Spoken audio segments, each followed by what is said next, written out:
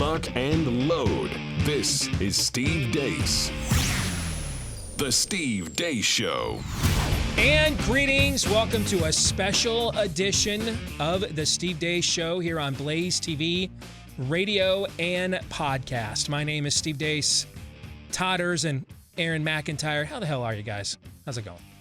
Doing all right. Excellent. You guys ready to do this? Absolutely. 888-900-3393 is the number. That's 888-900-3393. Steve at stevedeace.com. That's how you, yes, you, can email the program. That's DEACE. Like us on Facebook. Follow us on Twitter at Steve Deace Show, over on Parler at Steve Deace.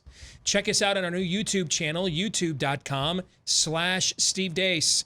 And then finally, if you are a podcast listener to the show, if you wouldn't mind leaving us a 5-star review to the program, we would greatly appreciate it. Only if you like us, though. Now, if you don't like us, don't lie. But you may be like, Steve, I kind of only dig this show a little bit. Totally exaggerate then. All right? And leave us a 5-star review. We would never ask you to lie. We would certainly ask you to embellish, however. All right? Leave us a 5-star review wherever you podcast from. Smash that subscribe button for us. We would greatly appreciate that. Now, why did I say this was a very special edition of the program? Because it is. It is a singular topic that we will address here today on the show. It is one I have promised or threatened, as the case may be, to address. Boy, how many times over the years have I said, guys? And that's not counting before I said this before you guys started working here. But just since you guys started working here about 5 years ago, how many times have I said, we got to do a show on this, right? You guys have heard me say this countless times. Today is the day we are finally going to do so. Today we give you the list of the top 10 books every American should be required to read before ever getting a voter registration card. That is the topic we will be addressing today. Now, how did we come up with these 10 books? They're not all mine. I could have come up with 10, but then that would have been more work for me. Nobody wants that. So instead, what I did is I cleverly disguised my passing of the book, maybe not so cleverly now that I think about it, by suggesting, hey guys, you guys should have some of your own offerings in here as well. All right. So 4 are from me, 3 are from Todd, and 3 are from Aaron. And we're going to go for the next couple of hours on the program, round robin through these 10 books and why we have suggested them. Now, Aaron, you put them in order. Yep. Did you put them in any order for a reason? Not necessarily, no. No. But I think it works. Once I got it done, I'm like, well, it works. We're starting with a bang and ending with a bang. I agree. Now, let's get this out of the way right now, okay? The Bible is not on our list.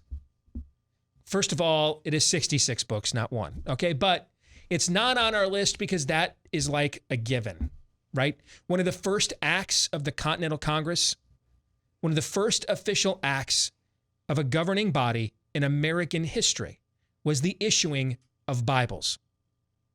The Geneva Bible, they said it throughout the 13 colonies. We have our, although I'm beginning to wonder why, we have all of our, or most of our elected officials swear their oath of office with their hands on a what? On a Bible, okay? This should be an automatic. At least on this show, for you and our audience, don't you think? If it's not an automatic that you should know your Bible, then we suck at this job, since that's like the main linchpin of our program is to try to make a biblical worldview mainstream again, right? Plus, even if we put it on this list, what would we talk about that we haven't, like, let's introduce you to this thing called the Bible? We've been there so many times. Correct. It's redundant. Correct. Now, maybe one of these days, what we should do is a singular show on David Barton's Founder's Bible, because there's a lot of fascinating articles within that book about how the founding fathers tied or tethered a biblical worldview to what they were trying to establish here in the 13 colonies. That may be a show that we'll do We're actually on a kind future of day. doing that today with one of my picks. Well, and maybe one of my picks kind of does that as well. In fact, let's get to it, because that's the very first pick that we're going to begin with. And it seems like a good one to make number one, because we have devoted an entire year of content to this book on this show twice now. We did it once when I was just a local program. You guys were just listeners back then on WHO in Des Moines, Iowa. And then we walked our audience through this book again in 2017, coming out of the 2016 election, the whole big debate. The theme coming for our show that year was, what is conservatism? Conservatism, what is it, right? We had this whole argument in the 2016 primary and then well into the 2016 election about what conservatism really means. And this book, I think, is an excellent framework to begin that conversation. It's The 5,000-Year Leap by Dr. Cleon Skousen from Brigham Young University. He wrote this back in 1981, but it's timeless. This book is absolutely timeless. And Cleon Skousen, by the way, brilliant. Wrote another book that we could have put on this list, as a matter of fact, The Naked Communist. Is another book that could have made this list. But he was a constitutional law professor at Brigham Young University. And what he wanted to write here with this book was sort of the, I guess we'll say, quintessential, ultimate handbook, the Reader's Digest version. I mean, this book is written for everybody. It's smart, but it's accessible, all right? The point of this book was to hand over to a new generation that he was concerned heading into the 1980s was maybe not getting the same kind of education previous generations of Americans were receiving. And boy, howdy, guys. Looking at where we are today in the 21st century, we're like, man, that 1980s public education, Todd, was so right-wing, right? Right? But when Skousen wrote this book, he was like, we've got to really stop this generational apocalypse that's occurring, that may be on the horizon here, okay? So what does he mean by the 5,000-year leap? Let's start there, a miracle that changed the world. He makes a case here, Skousen does, that the Constitution is a divinely inspired document. Now, let me clarify for you how he defines divinely inspired. He does not mean this in the direct biblical sense, that God spoke directly to prophets, directly through apostles, directly through Christ, directly to Moses, and directly inspired the scriptures. That's not what he means by that. He means it's a divinely inspired document because it was an attempt in a civic sense to take those divine principles, those divine revelations.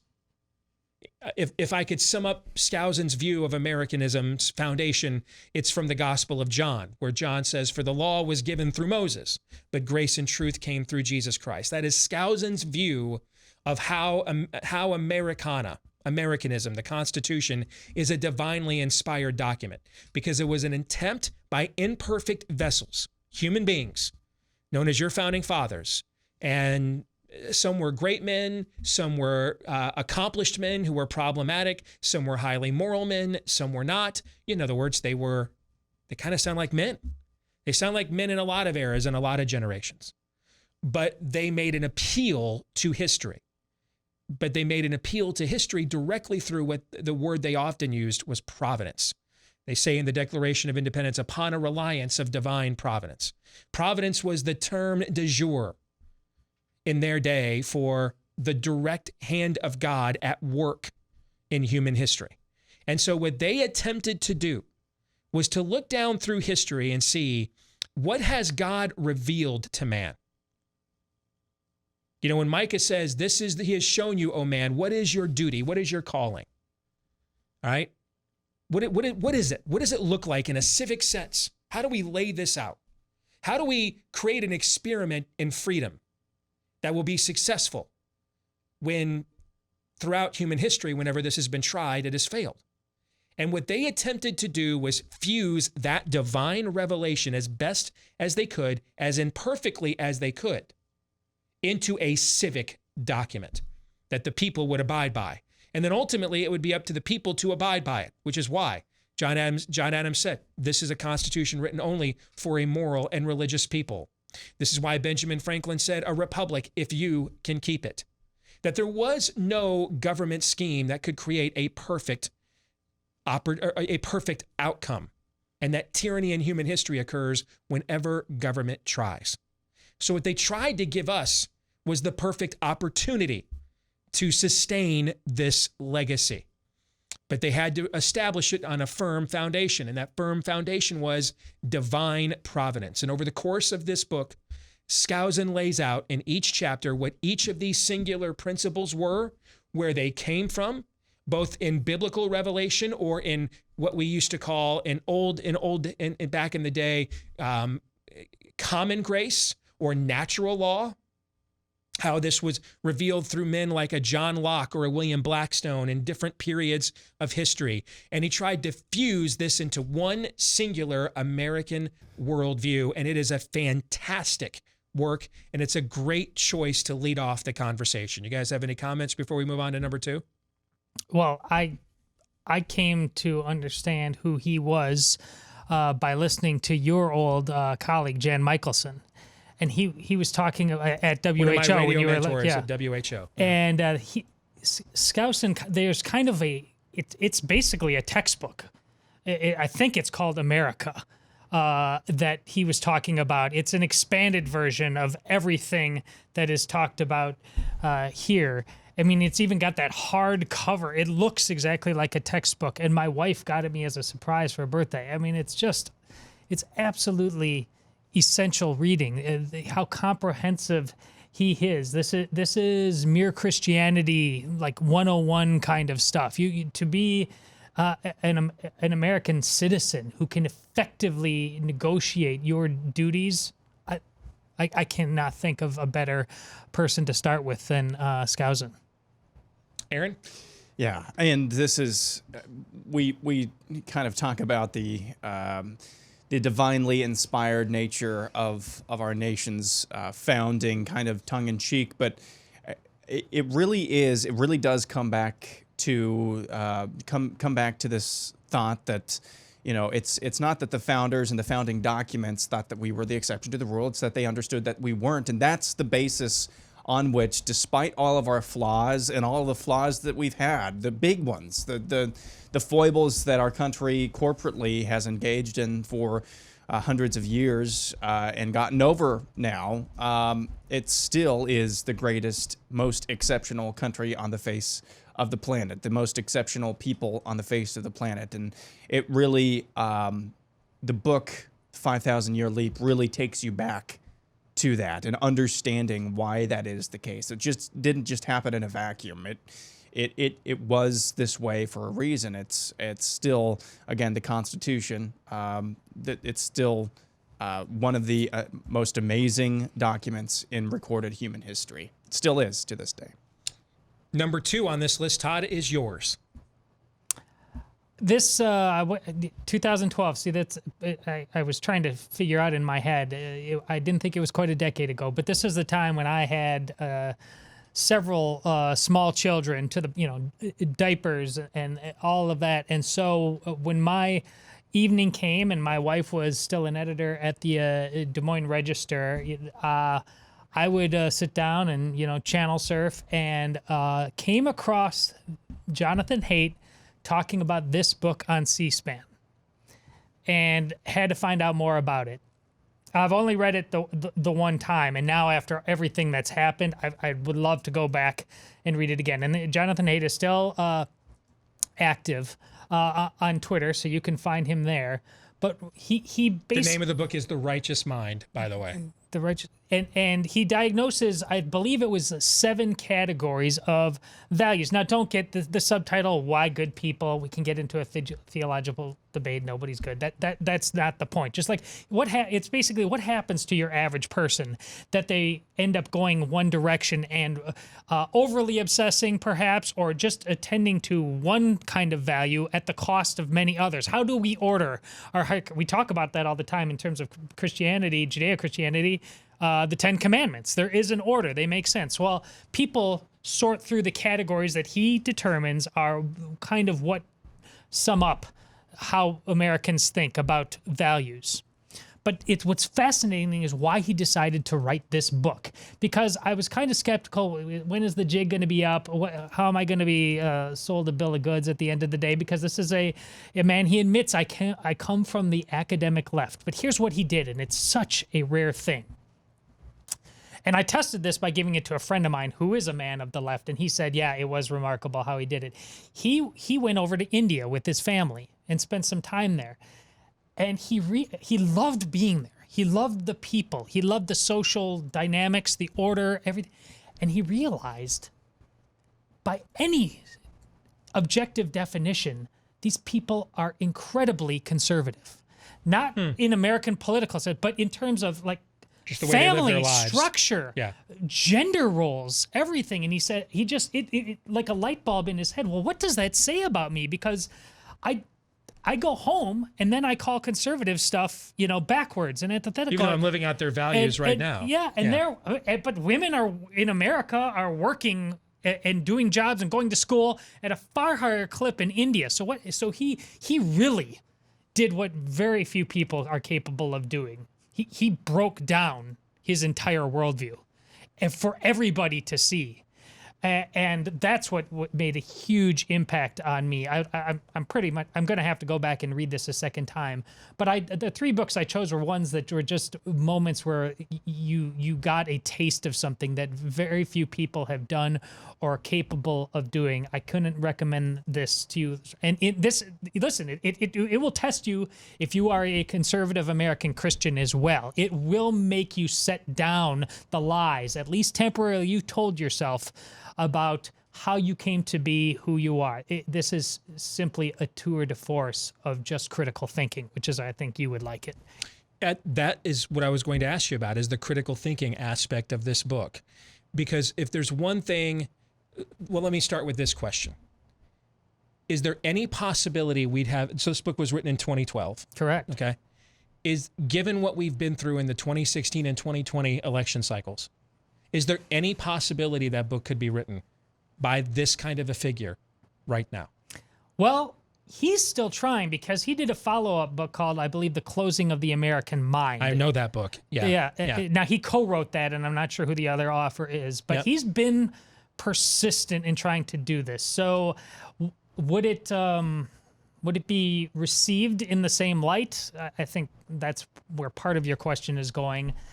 I think it's highly likely that it would not, and many people who probably gave it a gloss then probably would file it. It seems like a book that we should have had everybody read before we got to the moment in time we're in right now. Of course. To try to head it off at the pass. Yes. You know what I'm saying? Yes. So it kind of feels like the die is now cast and we're all in our silos now, and the Civil War is just waiting for the shot to be fired.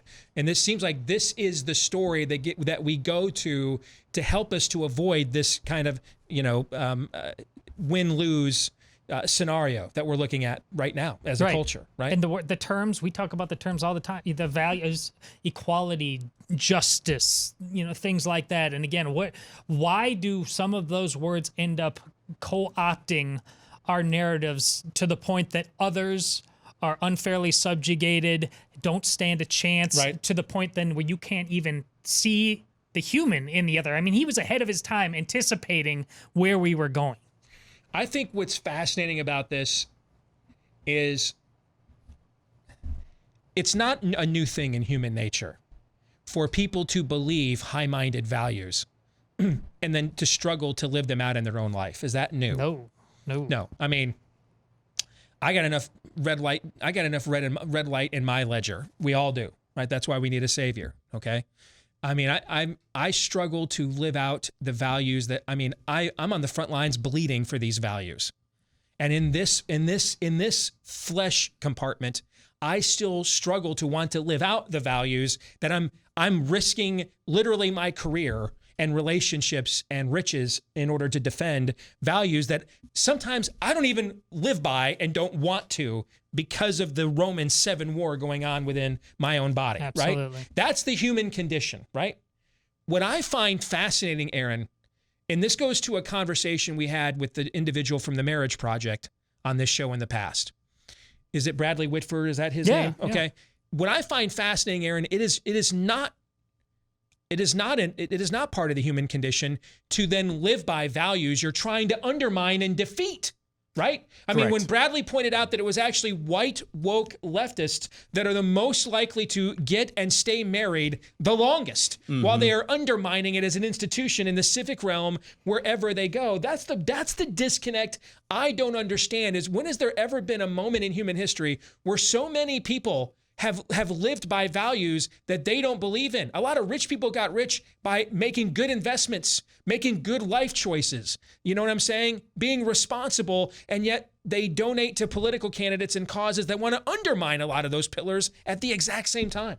It is chaotic thinking, and this actually segues into my first nominee. I don't know if you want to go there. Go for it, you bet. But my first book up here is the Screw Tape Letters.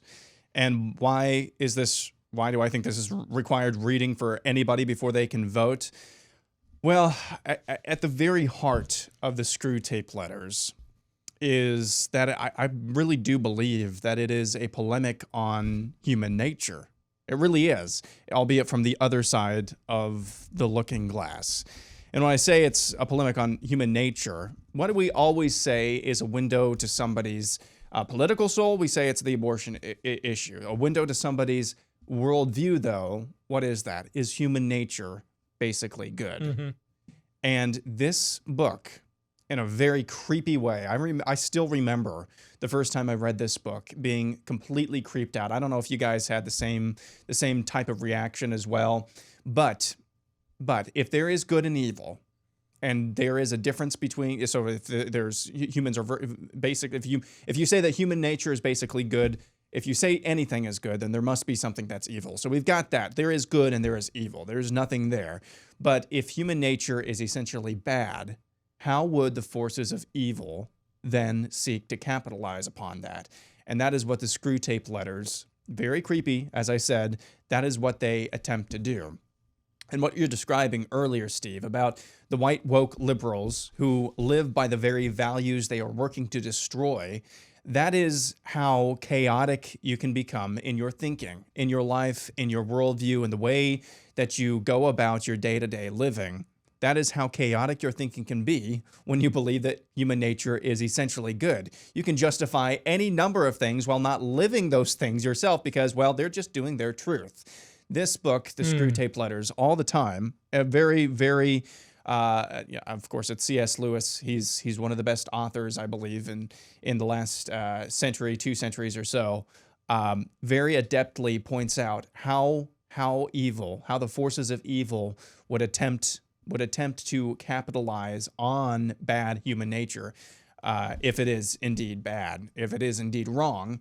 And of course, by the end of the book, you realize that, yeah, most of the time, left to our own devices, we're not so hot. We're not so high and mighty. So that's why the Screw Tape Letters is. Because I think if you're going to live in a society, I mean, of course, Adam said our Constitution was only for moral and religious people. Well, then it seems pretty important to me whether or not, we agree about human nature, whether it's essentially good or whether it's essentially bad or broken.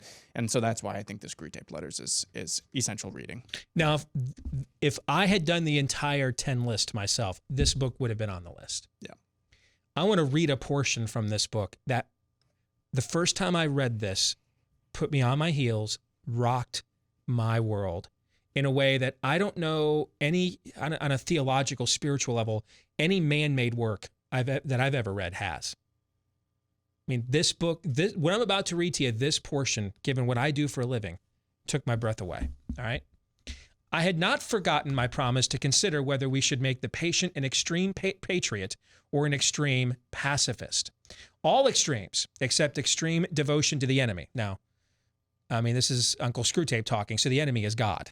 Okay, are to be encouraged, meaning anything that gives you extreme devotion, except extreme devotion to God, encouraged.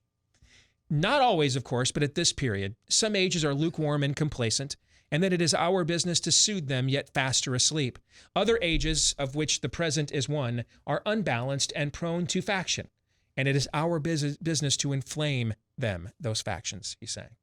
If your patient can be induced to become a conscientious objector, he will automatically find himself one of a small, vocal, organized, unpopular society, and the effects of this on one so new to Christianity will almost certainly be good. But only almost certainly. Has he had serious doubts about the lawfulness of serving in a just war before the present war began? Is he a man of great physical courage, so great that he will have no half-conscious misgivings about the real motives of his pacifism? Can he, when nearest to honesty, no human is ever very near, feel fully convinced that he is actuated wholly by the desire to obey the enemy, again God? Is he that sort of man? His pacifism will probably not do us much good, and the enemy will probably protect him from the usual consequences of belonging to a sect. Meaning, is he acting outside of himself to be a pacifist? Is he a man that is normally of great moral, physical courage? He is prone to act, but he views this particular conflict as so unjust that he is going to take a stand against it. That even if he's wrong, Screwtape says that God will protect such a man and incentivize him on his moral courage. That's what Screwtape is saying here, okay? Your best plan in that case would be to attempt a sudden, confused emotional crisis from which he might emerge as an uneasy convert to patriotism. Such things can often be managed, but if he is the man I take him to be, try pacifism. Whichever he had, meaning if he's really a coward, that's really why he doesn't want to fight, then feed that, inflame that notion. Okay? Inflame that. All right. What he's saying is we don't encourage any critical thinking. We don't encourage any countercultural living, because that, even if they're wrong on the issue, that aligns with living a godly countercultural life. And since God is more concerned with your motivations than the results of your choices, because if your motivation's right, that's an act of worship. He can fix that. He'll make the choice work. That's what the enemy is saying. Have him focus on the choice, not the motivation. Focus on the choice itself, not the reason he's making it. Now, whichever he adopts, your main task will be the same. Let him begin by treating the patriotism or the pacifism as a part of his religion. Then let him, under the influence of a partisan spirit, come to regard it as the most important. Then quietly and gradually nurse him onto the stage at which the religion becomes merely part of the cause. This is why I push back when people say, I can't believe you're a Christian, you wouldn't vote for blank. How many of you have never read this book's section right here? Don't ever do that. You know what makes you a Christian? Christ. Not your association to anything else or anybody else other than Christ. Make the religion becomes merely part of the cause in which Christianity is valued chiefly because of the excellent arguments it can produce in favor of a war effort or of pacifism. The attitude with which you want to guard against is that in which temporal affairs are treated primarily as material for obedience. Once you have made the world an end and faith a means, you have almost won your man, and it makes very little difference what kind of worldly end he is pursuing. They don't care what stance you take as long as your stance is your religion. That's all they care. Now, this is idolatry. In other words, take your position, whether it be right or wrong, and turn it into an idol. Provided that meetings, pamphlets, policies, movements, causes, and crusades matter more to him than prayers and sacrament and charity, he is ours. And the more religious he is on those terms, the more securely ours. I could show you a cage full of such men down here. And every time I read that, it just happened to me again. I realized this was describing me. I had done this. In philosophy, we call this reductionism. I had taken the existential cosmic truth of Christianity and reduced it to a force for making my arguments on morality, politics, etc., when it's really so much more than that. And I think a lot of what we call a faith-based expression in the civic realm in America in our day and age is the same thing. It's a means to an end.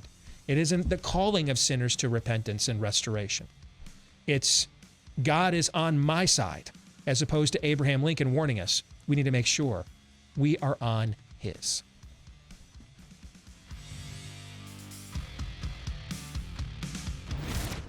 This is Steve Deace. On the Blaze Radio Network.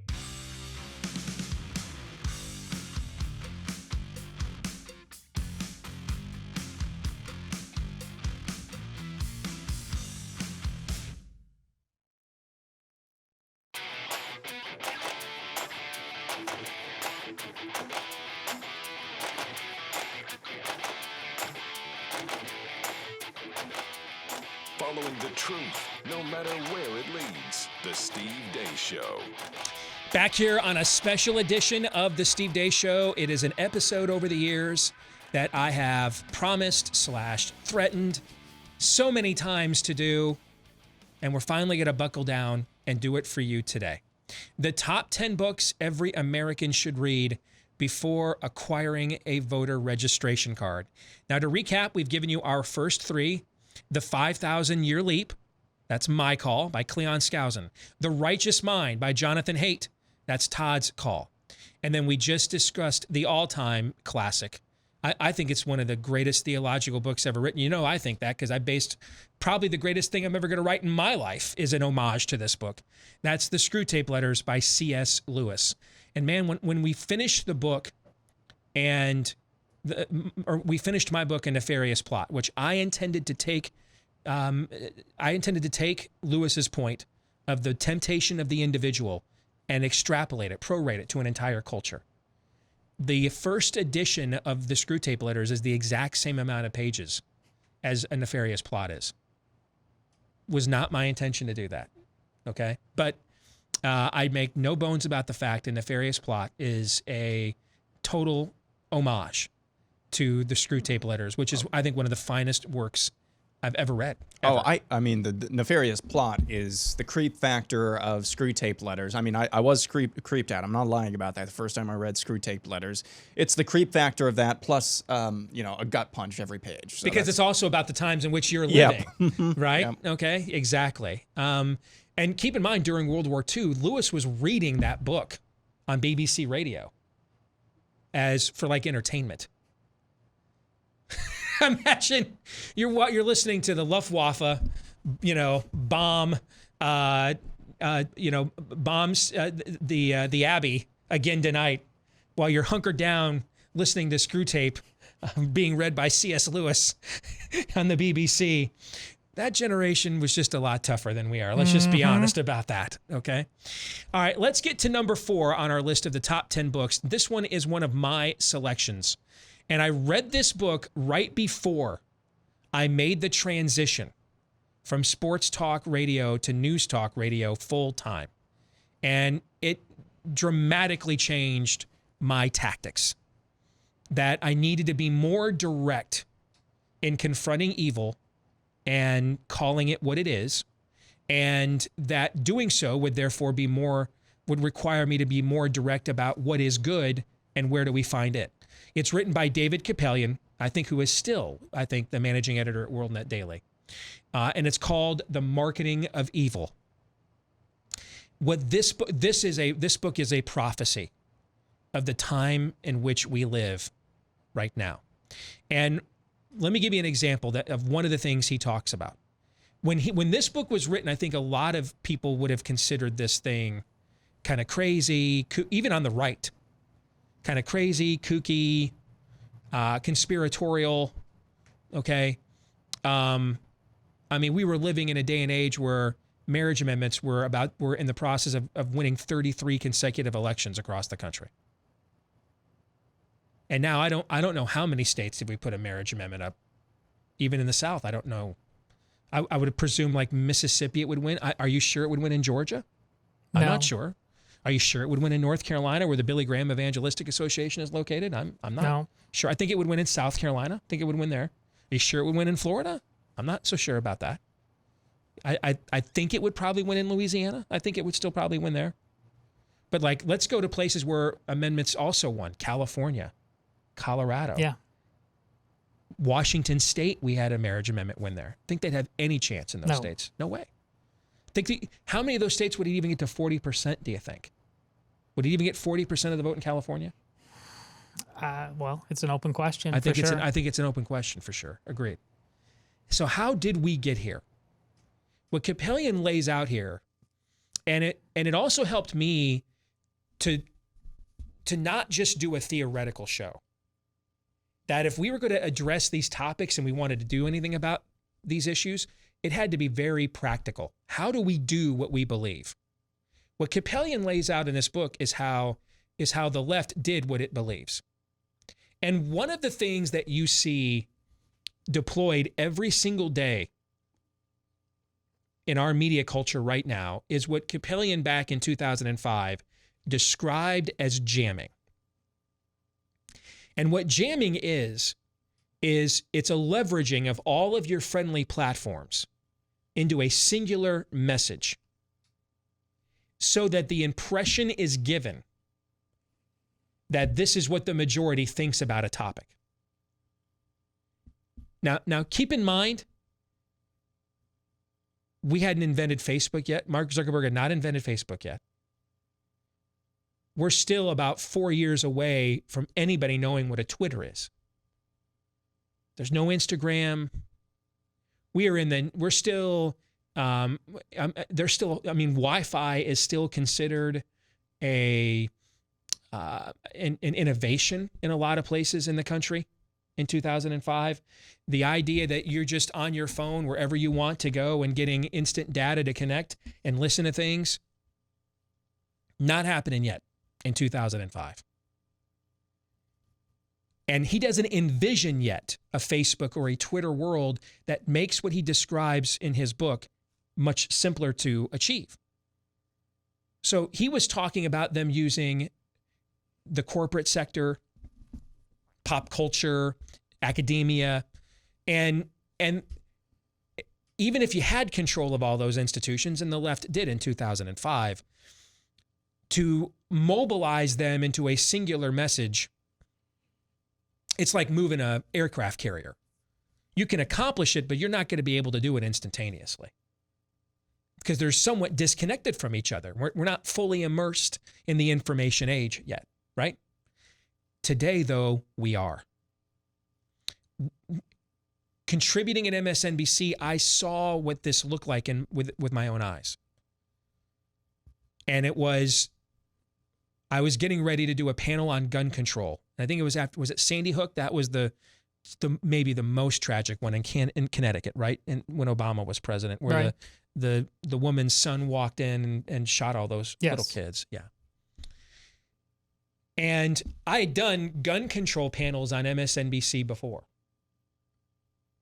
Suddenly, we were doing a gun safety panel. Where did that talking point come from? How were they able to mobilize it and galvanize it that quickly?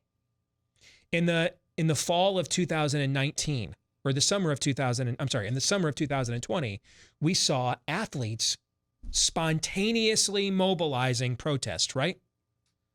How did those WNBA players just happen to have, as you pointed out at the time, Aaron, how did those WNBA players just happen to have those t-shirts ready to go at an instant to pull this all off? And had all their messaging down, coordinated. They had ESPN and friendly outlets ready to run with it. How? This is the concept of jamming that Capellion talks about, that there is a clear and present attempt to create a narrative around a favored message. He goes beyond, there's a more elementary description of this concept called the Overton window. I think it's named after a professor, is it at Hillsdale? One of these schools, who surmised, and his name was Overton, and he surmised that there was a limited window where elites would allow certain strains of information and then opinions about that information to get through that window called the mainstream so that they could control the narrative. Capellion takes that concept with jamming a step further, in that this is now done to create a desired outcome. Right? So it's not just we're controlling the information that you then get to debate. We want to control the actual debate itself. And if you watch what plays out, how those doctors in California were just back in May, or in May of the COVID pandemic, early on. Everything they said turned out to be true later in the year, right? How they were just instantly banished, though, because they went against the desired narrative. They were going to alter the outcome of what the elite sectors wanted to take place. Okay. You saw that later in the year when another group of doctors held a press conference in Washington, D.C., some of them from very highly decorated med schools, but they were having one on hydroxychloroquine, how they were just instantly erased. And the only message that came out of that is one of them believed in demon sperm. Remember that? Yes. And so none of their other claims could be tackled or debated. But all of these media platforms instantly had demon sperm teed up and ready to go. This is what Capellion talks about in The Marketing of Evil. He lays out in 2005 everything, what you're seeing right now throughout corporate America and its adoption of left-wing messaging, for example. He lays all of this out in the book, gentlemen. I think it's remarkable, the overlapping themes of the second, third, and fourth book. And in mine, Jonathan Haidt, he's not even a Christian that I know. But there was recently a Babylon Bee that speaks to those overlapping themes, and it was something about devil whispering in man's ear to not believe in the devil or something like that. Yeah. And that's why I was blown away when I wrote Screwtape Letters. I think The Marketing of Evil is the only book I haven't read on our list.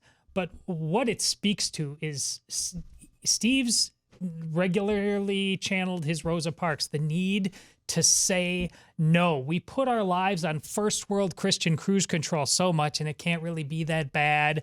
And here with the Marketing of Evil, the Screwtape Letters, it's just reminding you that, the devil has you right where he wants you if you're pulling that scam on yourself. And the Marketing of Evil is clearly telling you, and again, I haven't read it myself, that they're coming for you. It's not a conspiracy. See, you're not a conspiracy theorist if they're really following you. Yes. It is happening whether you like it or not. That defines the truth. And we're all people of my truth these days. It's utterly irrelevant. This is happening, and he puts the actual, he takes you inside the factory, it would seem to me, is what you're telling us. Exactly who's doing it, how it's happening. And so you can't lie to yourself anymore. And therefore, you have to react accordingly with the weapons you bring to bear. And the other thing this book lays out, Aaron, quickly before we move on to Todd's next one, the other thing this book lays out is why this libertarian notion, I'd love it, by the way, if this was achievable, but this idea that we can create this moral neutrality, and you live the morality you want, I'll live the morality we want. I don't make you, I don't put you in prison for it. You don't make me subsidize it on the other end, and we coexist. It's why that is not possible, because this is being marketed not for accommodation, but for affirmation. Mm-hmm. Yes, and and very briefly as well, this furthers the notion that it is absolutely a zero-sum game when it comes to the worldview battles in our culture right now. There is no accommodating, there is no pluralism whatsoever. It's a zero-sum game. It must be defeated. It must be vanquished. Whatever that is progressivism, evil, what have you. It must be vanquished. There is no living in harmony with it. All right, our next book on the list, our fifth book, the final one we'll discuss in our first hour. Todd, this is On Two Wings by Michael Novak. This is another one of your suggestions. Yeah, Michael Novak, Catholic thinker and writer. He died, 2-3 years ago? Does that sound about right? This is his attempt to do what I talked about. When we had several books on this list that would talk very specifically about the Bible, but he goes and does a deep dive, but a very readable dive. This book is of the same size as your first book, Steve, the 5,000 Year Leap. The 5,000 Year Leap, and talks about it. Really disabuses people of kind of the deism argument, and while undeniably Locke, Montesquieu, very much at the core of American thinking, every bit as much on the other side is faith. And he goes into the actual diaries, the writings of all the founding fathers, and does it in a diagnostic level that I know Steve would appreciate, and simply gives you the data, the amount of citations that the writers of the Constitution and the formers of the Declaration of Independence actually put in their own letters that they wrote home and to other people to convince them to do this, and more than the thinking of Locke and Montesquieu and Blackstone Bastiat, and those were Scripture, and specifically the Old Testament. It's simply because they're dealing with the civic realm, exactly, and trying to put a divine law into a common law practice. Also, and I knew full well at that time, the number of varieties of New Testament thinking. We know. I mean, they were all over the place in the New World, but the Old Testament was very much terra firma. It's a way they argued with each other. It was a Rosetta Stone for critical thinking. It wasn't magical thinking. It was critical thinking. So again, that's the second book I've offered you now. It's about worldview analysis. It's about really, really putting aside emotion and dialing in on what works and why. It's fascinating that a lot of people today would define themselves as pragmatic by the basis of doing what works, right? Right, yes. But this is now the second book that you have put on the list, and they both have a similarity in that they're pointing out that the way a lot of people, that pragmatism doesn't mean to most people what they think it means, or they are claiming within themselves it means. So the first time it was a lot of people are living out values in their personal lives that in the Righteous Mind book, a lot of lefties are living out values in their personal lives that they are in the civic arena trying to vanquish and get rid of. In this book, it is ultimately that what works is getting on the right side of history. Yes. And of course, the right side of history is on the side of history's ultimate judge. Yes. And you listen, this applies to you too, Steve. I found these books important in my life, and I read On Two Wings earlier than the Righteous Mind. But you and I are emotional guys. We've also always had a strong sense of justice on some level, but we needed to learn, how do we focus it? How do we harness it? How do we make sure if we're going to fight, it's for the right side? Because my that's why that section of the screw tape letters knocked me out of my feet because of what you just said. Exactly. Yeah. So the commonality, and we didn't compare notes on what books we were going to share. We just gave the list. Does it surprise any of us that the list is what it is right now and the themes overlap? I don't think so at all. So that is part one. We've gone through the first 5 books. Part 2, the next 5 books coming your way in hour 2 of our special episode, the 10 books every American should read before acquiring a voter registration card, coming your way next year on The Blaze.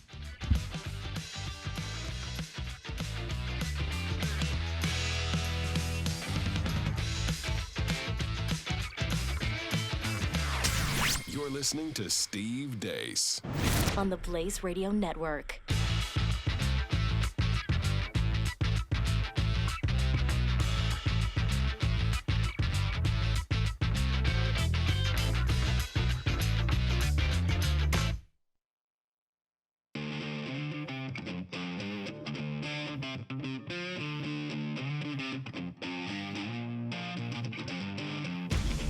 Lock and load. This is Steve Deace. The Steve Deace Show. We are back with hour 2 of a special edition of the Steve Deace Show here live and on demand on BlazeTV, radio, and podcast. I am Steve Deace, Aaron McIntyre, Todd Erzin. They're here with me as well, as are all of you at 888-900-3393. That's 888-900-3393. Steve at stevedeace.com. That's how you can email the program, DEACE. Like us on Facebook and follow us on Twitter at Steve Deace Show. Over on Parler at Steve Deace. Also, check out our YouTube page, youtube.com/Steve Deace. We've got all kinds of freebies that you can sample there, free clips of the program, and then you can share those with others. You might be like, I really hate your show. Those views count. So, I mean, if you want to do hate shares and mock us and mimic us, we'll take all the views we can get. We monetize the hate views too. So keep all the views coming. We don't discriminate. And if you are a discriminating listener, a person of great and immense taste, then obviously you love this podcast that you listen to. We appreciate all of you that listen to the podcast as well. Keep giving us those 5-star reviews. We have received those from literally thousands of you. We'd like to receive thousands more. They are, I'm assured anyway, helpful in growing the program. I don't know how that algorithm works, but I am assured that it does. So please keep those likes and 5-star reviews coming. Keep smashing that subscribe button for us as well. We are doing a program that over the years I have promised and threatened to do many times. Today's the day I am finally, and our crew here, we are finally delivering the top 10 books every American should read before acquiring a voter registration card. Let's recap what we've shown you in hour one. All right. My first selection, The 5,000-Year Leap by Cleon Skousen, Todd's first selection. The Righteous Mind by Jonathan Haidt. Aaron's first selection, The Screwtape Letters by the one and only Clyde Staples Lewis. My next selection was The Marketing of Evil by WorldNet Daily's David Kapelian. Todd next went with On Two Wings by Dr. Michael Novak, who passed away a few years ago. And now we come to Aaron's second selection as we begin the second table, if you see what I did there, of our 10 books. Aaron, you have the floor. So my next selection is The Cost of Discipleship by Dietrich Bonhoeffer, written in 1937. And for any book, I would say, older than 20 years, 30, 40 years old, definitely for any book that was written before you were alive, practice some of the same exegesis that maybe you would when studying scripture as well. That's always, always helpful because authors don't exactly tell you their own backstories all the time in books. They don't tell you what's going on in their culture at that time. And The Cost of Discipleship, of course, is Dietrich Bonhoeffer's, the German pastor's, kind of commentary on the Sermon on the Mount and the distinction between what he calls cheap grace and costly grace. And in looking into Bonhoeffer's background, of course, you'll find, like I just said, he's from Germany. And this book was written on the backdrop of the Nazis' rise to power in Germany. And here's what Bonhoeffer says when it comes to cheap grace versus costly grace. He says, cheap grace is the preaching of forgiveness without requiring repentance, baptism without church discipline, communion without confession. Cheap grace is grace without discipleship, grace without the cross, grace without Jesus Christ living and incarnate. He says, costly grace confronts us as a gracious call to follow Jesus. It comes as a word of forgiveness to the broken spirit and the contrite heart. It is costly because it compels a man to submit to the yoke of Christ and follow him. It is grace because Jesus says, my yoke is easy and my burden is light. Now, in any other time during history, if we didn't know the background of Dietrich Bonhoeffer, if we didn't know what time this was written during, this would be like if this was just preached in your church over a 7 or 8 week period, a series of sermons on the Sermon on the Mount, it would be like, okay, cool, bro, that's really helpful, cheap. But when you realize that this was up against the backdrop of what was happening in Germany at that time, it hits you like a ton of bricks. What the hell was going on in the German church during that time? And of course, we've all heard that anecdote about the church out in the countryside of Germany who heard the screams of the Jews across the railroad tracks during their Sunday singing services, and they just decided to sing louder because it disturbed them so much. We've heard those anecdotes before, but the juxtaposition here of cheap grace versus costly grace. Do we not see a lot of cheap grace in the church here in America? The funny thing is, though, is that the more you think about this versus the costly grace, and I'll talk more about that later because that's borne out in my next selection as well, but the juxtaposition of cheap grace versus costly grace. Guys, cheap grace eventually means no grace at all. We think when we talk about progressivism, we think about the spirit of the age, we think about this anything goes. You can do anything, you can believe anything you want whatsoever. But we live in an age of cancel culture now. Does that strike you as having a lot of grace?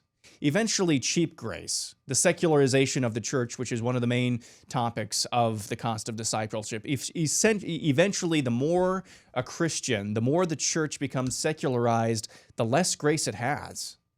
Because the more you become secularized, the more pagan you actually become. Do pagans have much grace? No, that's no grace whatsoever. No grace whatsoever. And yet, in our own human nature, we swing between these chaotic pendulums of, well, it's either costly grace or it's extraordinarily cheap grace. No grace, the opposite of no grace doesn't mean some grace or cheap grace whatsoever. It means it's actually very costly, but there is grace to be found. And when you look at the state of the church in Germany during that time and the state of the church now, the resemblances are very dire. And again, I don't want to revert to whatever that law is called. Godwin's law? Godwin's law. I don't want to do that. But it was in a position to be co-opted by something. Exactly. Yeah. And that's really what Bonhoeffer is confronting in this book. And it is... again, it hits you like a ton of bricks when you think about the backdrop upon which this book was written, and that's why it's on this list as well. Because we often think that you can have your cake and eat it too, whatever that phrase is. No, grace does not. There is no in between when it comes to grace. Grace is costly. Grace means taking up your cross and following Jesus. But there's a lot more to be said, but that's, of course, this book up against the backdrop, as I said, that's why it's on my list. I've always wondered, and maybe but that the movie of, 10 years ago now, Luther, and remember, this is the Catholic talk in here, and I've mentioned this on the show before, but what kind of student of Bonhoeffer, who are the writers of that script was, because there's just a fantastic line that I've always remembered where Luther is actually getting a haircut, if memory serves, from an older man who was his teacher and mentor. But the older guy is starting to hem and haw about what's going on, and Luther. This is the guy that sponsored him at Wittenberg. That's the relic collector, right? It's been a long time. Keeps him safe when the church tries to have him arrested. He holds him up in his home. Yes, and it's somebody who used to be, a teacher, and somebody looked up to it. But Luther's just getting fed up. And I'm obviously not a champion of all things Luther, but this line is perfect, and it speaks to what Aaron's talking about. He just grabs him by the wrist and he says, "Did you really think there would not be a cost? I mean, we must wake up in the morning and go to bed every night asking ourselves as Christians, have we been honest with ourselves about that?" Among other things. It does not mean always, hair shirts and ashes and self-mortification by any stretch of the imagination, but you never get to put that away. And modern day first world Christianity puts that away in a lockbox and never takes it out. This goes back to the very first book we talked about. And a republic, if you can keep it, a moral and religious people.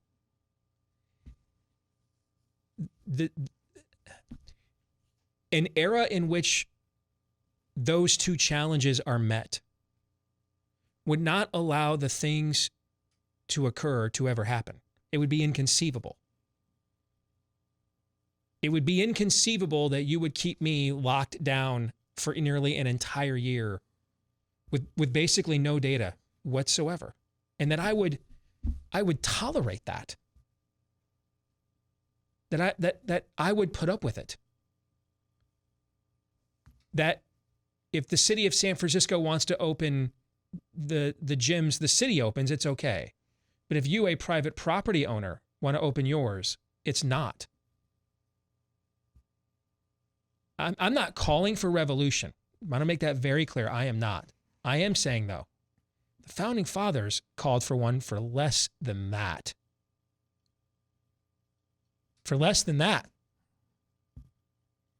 Government decides which business is essential and which isn't. Not even winners and losers anymore. Who gets to even exist? Who even gets to open? What you must and must not wear on your face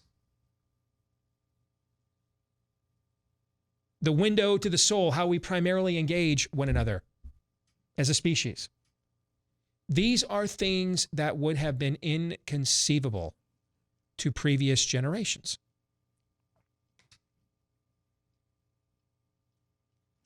And a lot of us just frankly aren't willing to pay any cost for any of this. We're not, the book of Acts, they counted it joy to suffer for the name. We don't want to suffer at all. The suffering we want to do is we want to email programs like this and complain. We don't want to say no. We don't want to stand out.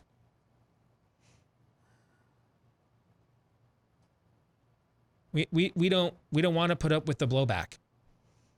So you just get the tyranny then, I guess. I had this talk with my 10-year-old daughter at the mall yesterday. We're walking around and everybody's wearing masks and we're not. You don't have to, but everybody's still wearing it. And I said, at least most of these people are not really afraid of the virus anymore. They're afraid of what people would think. That's exactly right. Yep. That is exactly And that's with my 10-year-old daughter. That's exactly right. Yeah. I mean, we won't refuse. We won't say no. And so that's why the answer the enemy always hears is, well, then yes. Then yes is the answer. You don't get to passive aggressive the enemy. You tell him no, or he receives the answer as yes. That's the bargain with hell. You tell him no, or the answer is yes. That's the way it operates. You tell him no, or the answer is yes. You don't abstain, conscientiously object, mull it over. Hell is all Keynesian, zero sum, as Aaron said last hour. So you tell them no, or they will receive that your answer is yes. You think it over, they're just doing it. They're just going to do it and put it right in your face. And I think we just aren't willing to pay a cost.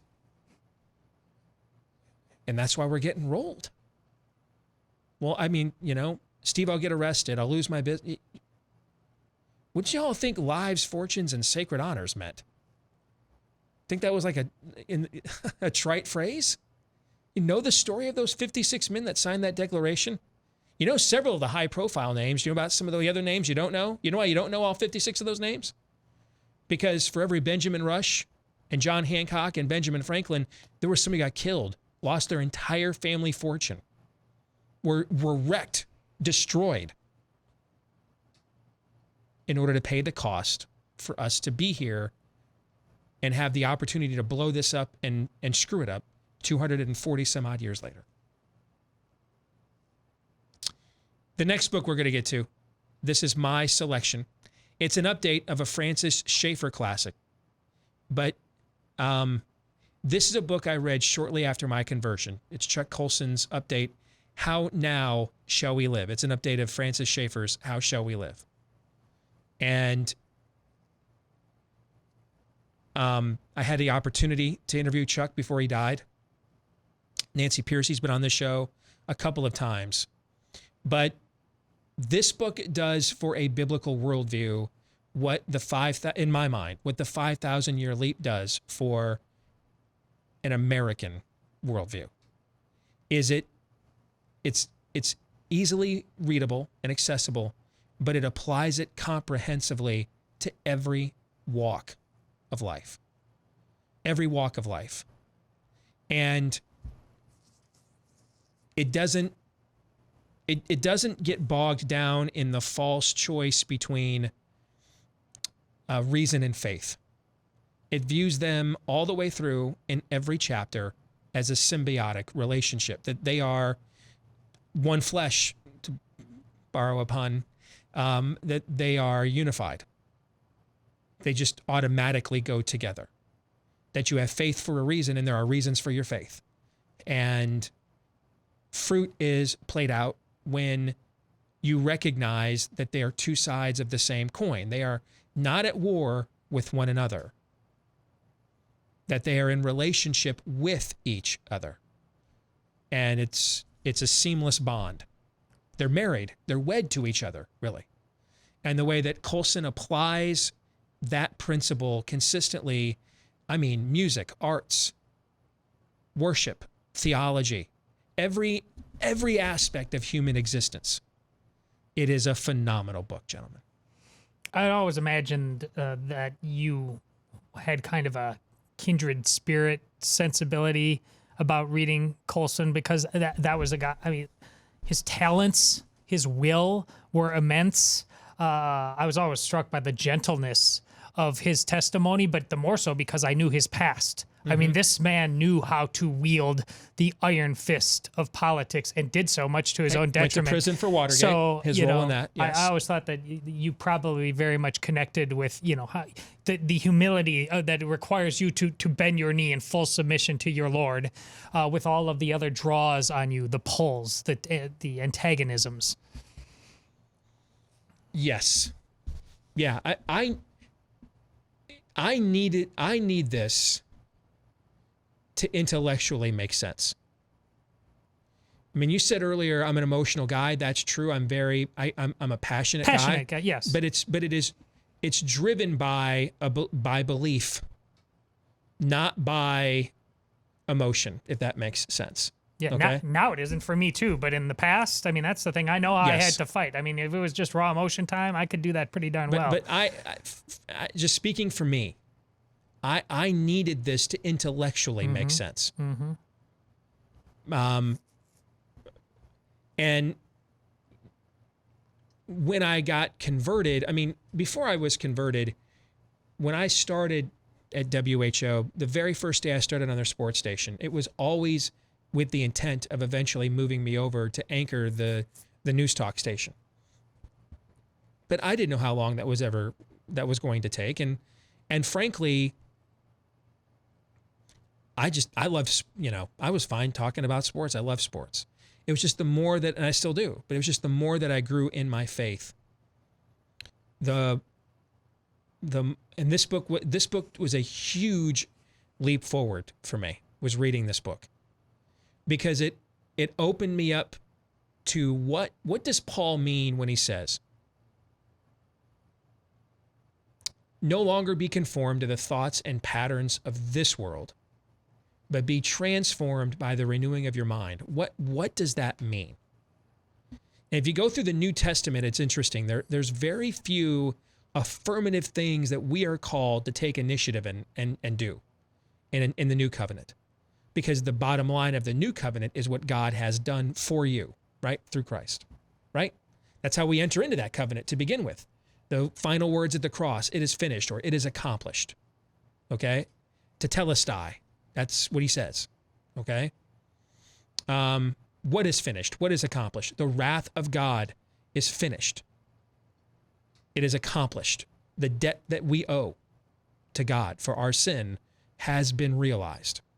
That's what Jesus meant in the Gospels when he said, I didn't come to abolish the law, right? I think modern Christianity, we forget that part where he goes after the Pharisees, not for tithing diligently or even militantly, in this case, on like spices. He doesn't tell them that's bad. He doesn't say, hey, stop doing, why are you tithing on spices? That's dumb. He doesn't tell them not to do that. He tells them that doing that, though, without seeing the bigger picture, the main point of this is pointless, okay? In fact, he tells them you should have done those things in light of knowing what the bigger, larger picture of grace and mercy really is. That's what should have, knowing the cost that your redemption would cost is what drives you to want to do those things to repay your Lord for what he did for you. But if without recognizing Jesus as Lord, those are just pointless exercises. You're attempting to pay a debt that you can't pay, God. You can't pay it. And you're rejecting the sacrifice that God made on your behalf by already paying it. There's nothing wrong with wanting to follow the letter of the law, but if it is minus the spirit of the law, then it's legalism. That's what Jesus is talking about there. And the idea that this could be applied, what's the spirit of the law look like? And how is that applied to every walk of life? That's what Skousen's book did for me. And one of the few things we are affirmatively told to do in the New Testament is to be transformed by the renewing of our mind. Take initiative here to draw closer in that relationship by seeking out that transformation. And Colson's book was a big part in that transformation happening in my life.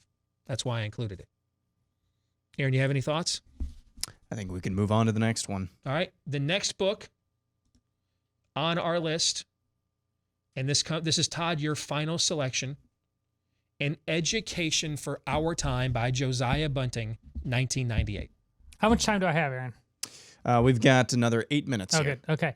Well, you'll see the forward is by Bill Bennett. I was a huge Bill Bennett fan growing up, so I'm sure that's why this caught my eye. This book blew me away. It is a work of fiction, and I started reading it without knowing too many of the details, and you're going to be confused because it's a work of fiction, but it's written to make it seem like this is really happening. And this is a retired military colonel. It's a man on his deathbed, but a man of immense Bill Gates-like wealth, who decided to found his own liberal arts college in the from scratch in the mountains of Wyoming to return to the ideals that made this country great from a founding perspective. And it is, you think along the lines of the Greeks and Plato, why they established academies for learning, a wholesale immersion of mind, body, and soul, of what you conceive that to be, into the thinking. And it is a life. They break down everything from living and what you do when you're eating in the cafeteria. There will be poetry read. There will be music played by the students themselves. The students will engage in the cooking. There will be immersing yourself in the outdoors with camping and trekking and horseback riding. No stone unturned. Your education is not as I conceived it. Hey, University of Wisconsin, go to my classes, but really not. I was just checking boxes. I did not get inculcated by the information the professor gives you. Find out what you need to know in order to pass a test. Yes. Get the grade you want to get the certificate you need and get the job you desire. And that's my fault. It's when I graduated from college and I had a light bulb moment. I realized that's what I did. That why I can say I've read most of the books on this list and so many more. I spent a 5-year period. I went to college on my own. I self-taught myself all the stuff that I took for granted, didn't learn, what have you. But no stone is left unturned with this. This is what an education should be in so many ways. I've read this book like 5 different times because it's just that enjoyable to think, to watch somebody think about why we are great and why we shouldn't apologize for that. And by God, we need to pass that on to the next generation. Aaron, your perspective on this as a homeschooled kid.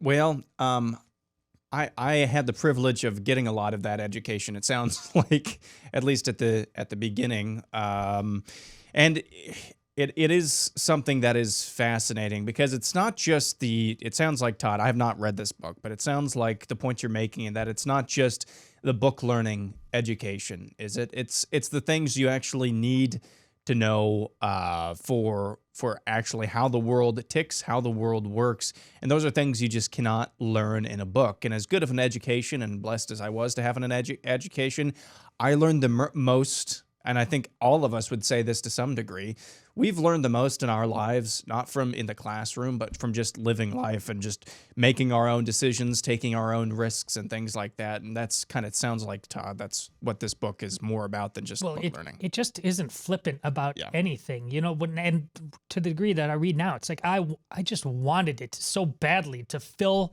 my soul. It had nothing to do about a grade anymore. There's nothing wrong with getting a good grade on something, but I was not going to school. I was not educated for the right reasons, with the right motivations. And once I got that, my life took off in new ways, and the ways I would dedicate myself, and why the cost was not only present to me then, but it didn't frighten me anymore. Why do you think we don't educate like this? Well, I mean, if you want right now to come true, the totally bizarro world where you want to undo reality, you simply can't.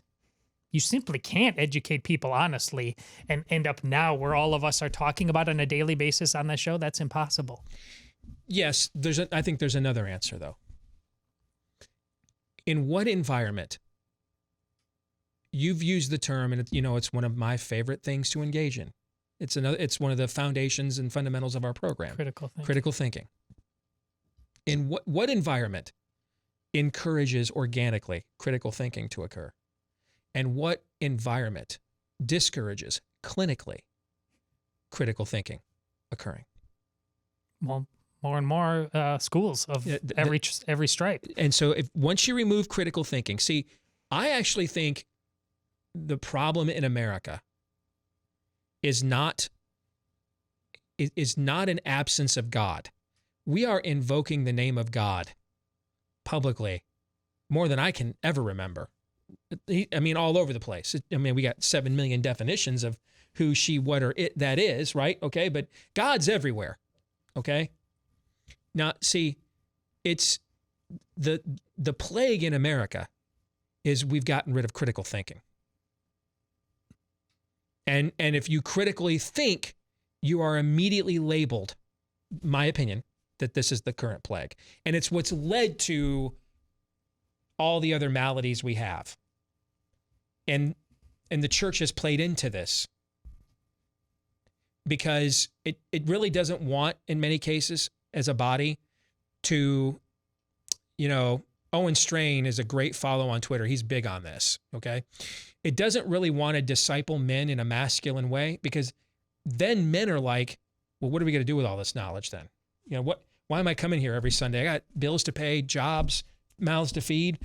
I don't need to just sit here and feel like I'm going to check a box. You're going to convince me this stuff is true. Then what are we going to do with it? And men will ask questions that are like, hey, I listened to this, but hey, I got a question about this. And maybe that's something the pastor doesn't want to be questioned about. You know what I'm saying? Yeah. And so it's more of an inculcation environment. Just come sit and and sit down, be lectured to, go home. Okay? And all of the plague is we've removed critical thinking. Because critical thinking is what spurs independence. Inculcation is what creates conformity. That's the difference. A great way of looking at the gospel, there's a movie you can watch on Netflix called Interview with God. And the questioner asked him, is there any other way to heaven other than through Christ? And God says, the actor playing God says, no. There are infinite numbers of journeys, but there's only one path. Meaning we're all individuals on our own individual journey, okay? But there's only one path that gets you where you want to go, okay? And that's a great example of the diversity of critical thinking that the biblical worldview promotes. We have gotten rid of critical thinking because that's just easier for y'all to be programmed. And if you try to critically think, then you're immediately labeled science denier, racist, sexist, misogynist, homophobe, bigot, right? All right. All these are all attempts to stop critical thinking from happening in America. And it's why we have the education environment we have as well. Because if you don't critically think, you are controlled. Truth, straight, no chaser. Steve Deace. On the Blaze Radio Network.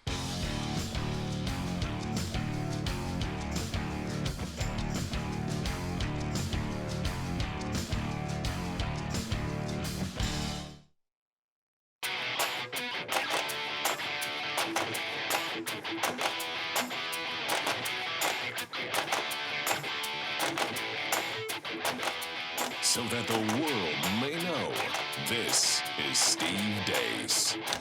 All right, back with the final portion of a special edition of the Steve Deace Show. It's the show that we have promised and threatened to do for years, and today's finally the day we're doing the thing. The 10 books every American should be required to read before acquiring a voter registration card. To recap, because we're down to the final 2. And, this wasn't intended to be like a grand finale, but I kind of feel like, looking at what the final 2 books are, I kind of feel like it's going to be. For sure. All right.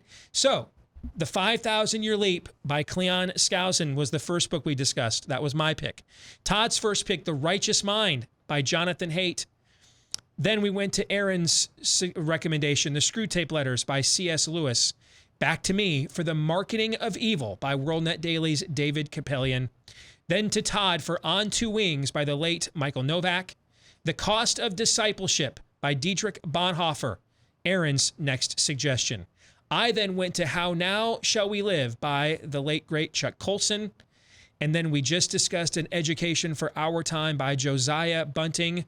That was Todd's book we were just talking about before the break. And now we are down in these final 15 minutes and change to the final two. Aaron, the final book that you would like to recommend to our audience is what? Bonhoeffer by Eric Metaxas. And I think I think most people in our audience have probably read this, or at least are familiar with it. But you want to take a look, a real world look, a more modern than maybe the U.S. revolution, I should say, a more modern look at what the cost of actually living your stated beliefs or taking them to their logical conclusion, or at least your motivations to their logical conclusion, if that's where you feel led, then this is the book for you. Bonhoeffer by Eric Metaxas. And if you're familiar with The Mandalorian on Netflix, the catchphrase, "This is the way," if this is ever re-released or reprinted, maybe that should be the title of the book. This is the way. Because Bonhoeffer was just not born into, definitely. I'm definitely a radical who's going to attempt to assassinate der Führer someday. No, this was a guy, and this is written about in the biography. He was in many ways a seeker. He was trying to figure out the way to go, and eventually his look and his studies and his travels and his thinking and his walk along the Christian road eventually led him to the place where I can't sit here. I cannot sit here and let this dude do what he's attempting to do to this country, to this continent, to the world. Something has to be done, and this is the way that I'm going to go about it. If you want to know what all of your stated beliefs, if you're listening to this show, it might require, this was just Bonhoeffer's, this was his motivation. This is what he was compelled to do. If you want to take a look at what the cost of he failed to do it, but he did it. He attempted to do it at least. He did a lot more than emailing or writing letters at the end of the day, because there wasn't email back then. Just a side trivia note. But this is what the cost of carrying out what many of us say we believe may look like on some day, given the circumstances that we find ourselves in, given what we feel compelled to do in our spirit.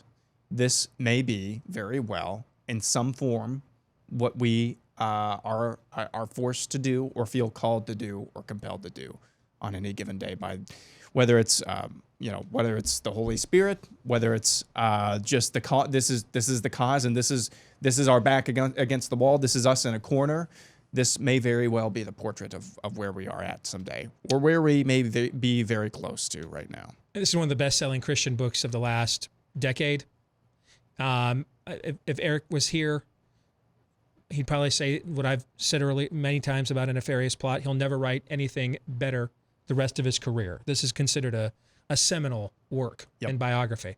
One of the things you learn in his story is he originally was kind of what we would call a liberal mainliner, correct? Yeah. And I think he actually did tours in the U.S. in the 30s about racial injustice and things of that nature. He was considered, the term wasn't applied to religion back then. It was still kind of in its nascent stages, and it had a wide swath of people who called themselves progressives back then. Woodrow Wilson is considered the first progressive president. Teddy Roosevelt called himself a progressive. Okay, so it didn't have quite the sting that the word has in our time, but in his day and age, he would have been considered more of a progressive Christian, kind of now he believed in orthodoxy, but politically, culturally, he would have been fairly liberal, right? Mm-hmm. And so how did he end up with one application of his faith from one end of the spectrum? Was he remind me, was he involved in Valkyrie? Was that the plot that he was involved in? Was that okay? So how did he end up, hey, we can use public institutions to make human nature better, right? That's essentially was his message traveling the U.S. prior to the full ascension of Adolf Hitler. Social justice. Yes, maybe. he was preaching a proto version of the social justice message, from the pulpit. To now he is involved in Project Valkyrie, and this is the culmination of a failed state. This is what happens when we put too much power, when we entrust the state as a salvationary construct, as a divine, not an instrument, but a construct in and of itself, in something to be worshipped. When we entrust that level of power into the state, that it has the authority, the wherewithal, the power within itself to lift people to a higher plane of existence. This is the most ghoulish, wicked expression of that tyranny's manifestation, ultimate manifestation. Mm-hmm. And now he ends up essentially trying to assassinate the ultimate culmination of what he was frankly advocating. I mean, if you look at what Bonhoeffer was originally advocating and what Hitler was advocating, they're not really that much different. They just had different races that they thought the state should prefer. Really, right? Mm-hmm. Different races that they thought. Now, that doesn't mean there's no place for the state to practice racial equality in terms of the way that the laws are written, the way that the laws are adjudicated, correct? Right? That races are not given favor over another, right? But the idea that the state could make you not racist, that could change what's going on in here, in the chest. That if the state changes the policies, you can be redeemed in the heart. That's really the social justice message. Mm-hmm. Bonhoeffer believed in that and then found out in his own era, in his own culture, what happened when everybody else did too. And now, at the end of his days, he's Samson in Project Valkyrie edition, tearing down the temples of Dagon, trying to plunge it face down into the dirt until he dies in a concentration camp, right? It's an amazing story. Yeah, it's fascinating, Aaron, that two of your books involve him. Yep. Doesn't surprise me knowing you, but it's something we share. It's Braveheart at the end when he knows he's going to die, but he begs God, help me to die well. Like, this is inside of us. This fight of realizing, and I thought I had ideals. I thought I was fighting for them the right way, and this is sound and fury signifying nothing. It's just utterly flaccid. Please, God, rescue me from myself and let me do your will. And this, he figured that out, and we got to see it all play out like this. And again, he's ultimately, through his sacrifice and telling us about it, he's a champion of the greatest things of heaven. Which brings us to the final book that we will discuss here. Animal Farm by George Orwell. I first read this book in the 6th grade. I was going to John Ball Park Zoo School in Grand Rapids, Michigan. It's a real thing.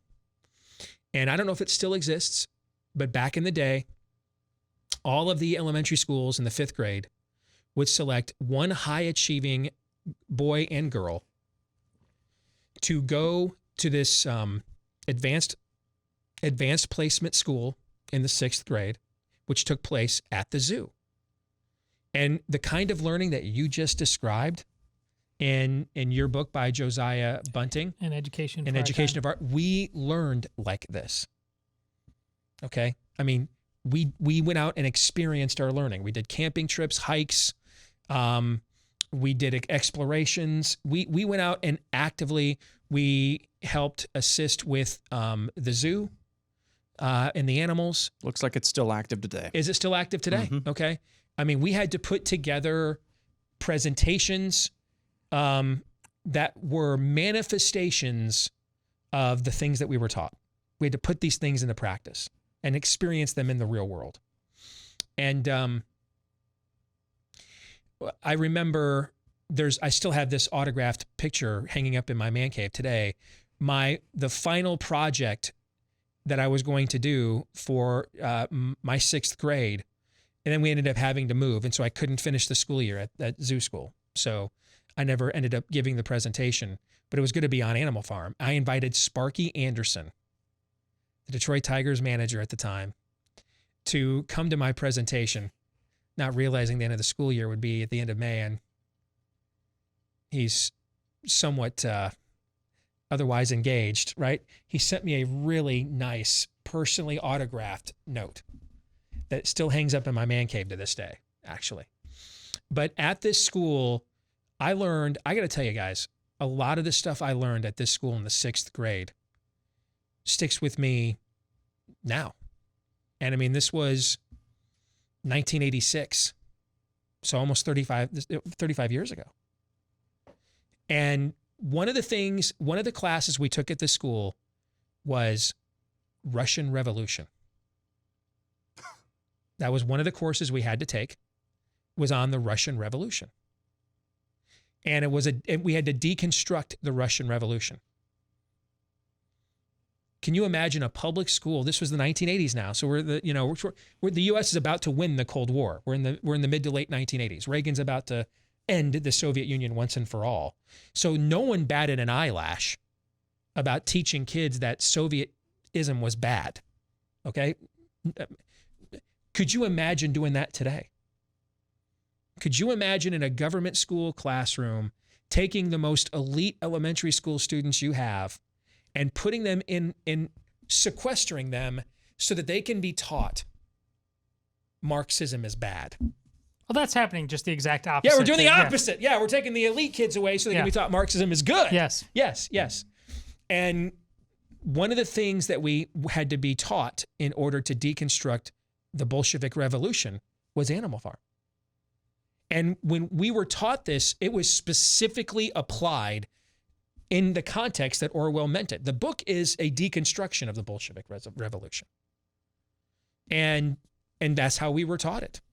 That Napoleon is Joseph Stalin, that Snowball is Leon Trotsky, that Old Major is Vladimir Lenin. We were taught the actual truth of this. And for me, growing up, I kind of got involved in right-wing politics because it was a way to rebel against my abusive stepdad.